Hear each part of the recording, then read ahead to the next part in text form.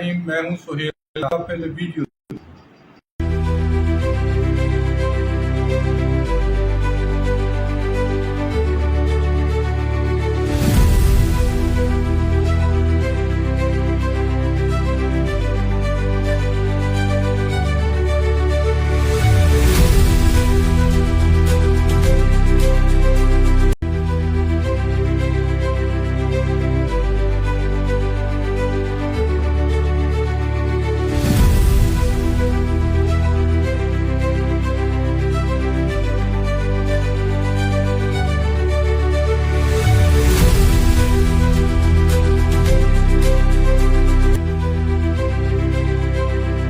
باقی تفصیلات wing commander Sohail Khan صاحب آپ کو بتا سکتے ہیں۔ بزنس مین ہے، ٹیکسٹائل کا کام کرتا ہے اور ساتھ وہ لانگ ڈسٹینس رننگ بھی کرتا ہے۔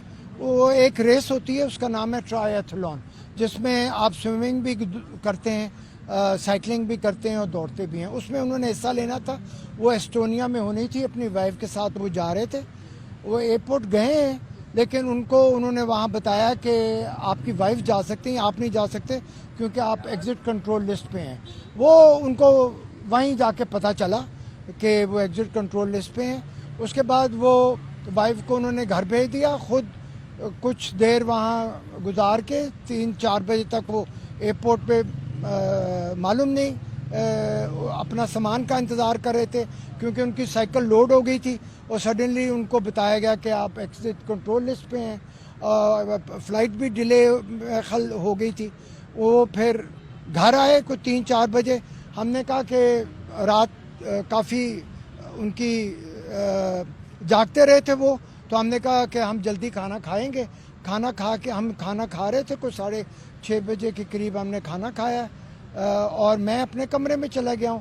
اس کے تھوڑی دیر بعد ہی میری جو بہو ہیں وہ آئی ہیں بھاگی کمرے میں۔ انہوں نے کہا کہ اس طرح 5 لوگ آئے ہیں، اسلحہ تھا ان کے پاس اور وہ پلین کلوز میں تھے۔ انہوں نے کہا کہ شاہریز کو زبردستی کہا ہے ہمارے ساتھ چلیں، جیسے بھی ہیں آپ۔ وہ جن کپڑوں میں تھے انہی کپڑوں میں وہ ان کو اپنے ساتھ لے گئے ہیں۔ اور میں پھر نیچے اترا ہوں، بھاگا نیچے آیا ہوں۔ نیچے آ کے میں نے دیکھا ہے تو 2 گاڑیاں تھیں، پولیس کے ڈالے تھے، اور ایک کالے شیشوں والی کار تھی، ٹویوٹا کار ہوگی یا ہونڈا ہوگی، کالے تھی، سرکاری نمبر پلیٹ لگی ہوئی اس کے اوپر۔ نمبر نہیں نوٹ کر سکے ہم کیونکہ اندھیرا بہت تھا، اور وہ زبردستی ان کو لے گئے۔ میں نے دروازہ کھولنے کی کوشش کی، آدھا کھلا دروازہ، لیکن وہ زیادہ سپیڈ میں تھے تو میرا ہاتھ چھوٹ گیا۔ اس کے بعد جو ڈالے ہیں وہ دوسری طرف نکل گئے۔